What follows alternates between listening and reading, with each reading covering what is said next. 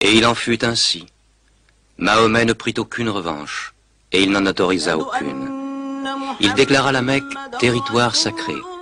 Nul ne pourra y verser le sang, ni abattre un arbre, ni tuer quoi que ce soit de vivant à la Mecque. Bientôt, toute l'Arabie fut convertie.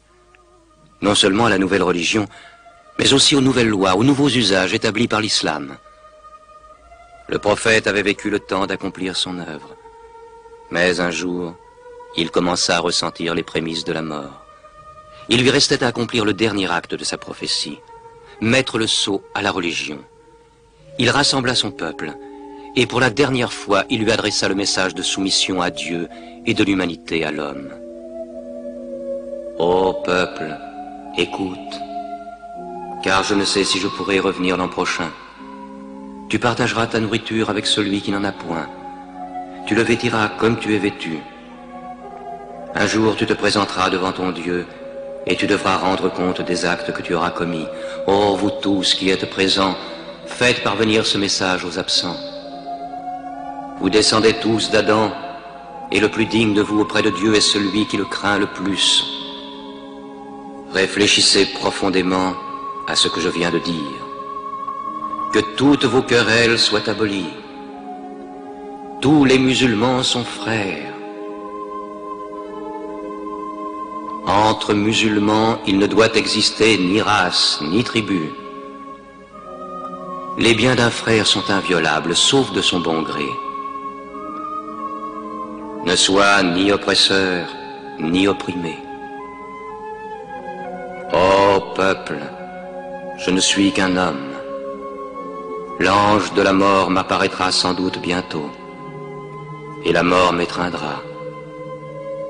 Mais j'ai laissé auprès de vous le livre de Dieu, le Coran, et la conduite de son prophète. Alors il répéta la dernière révélation du Coran, qui scellait la religion.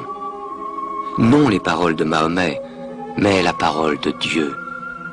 Ce jour, j'ai parachevé votre religion, j'ai terminé ma mission auprès de vous, et je vous ai choisi l'islam pour religion.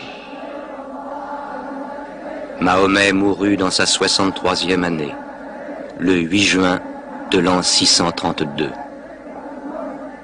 Bon nombre de ses fidèles refusèrent de le croire. Comment un homme comme lui pourrait-il mourir? Mais Abou Bakr, le compagnon du prophète, se rendit à la mosquée. Que celui qui adorait Mahomet sache que Mahomet est mort, mais que celui qui adore Dieu sache que Dieu est vivant et qu'il ne peut pas mourir. Mahomet fut enterré près de sa mosquée, à Médine.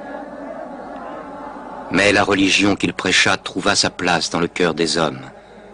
Elle s'y fortifia, elle s'y multiplia. Aujourd'hui, à la Mecque, ils viennent encore. Le peuple de l'islam paré de la blancheur du pèlerinage, tous égaux devant Dieu, tous unis en ce lieu de prière, l'âme de chacun se joignant à celle de son prochain dans une même communion, adorer un Dieu unique.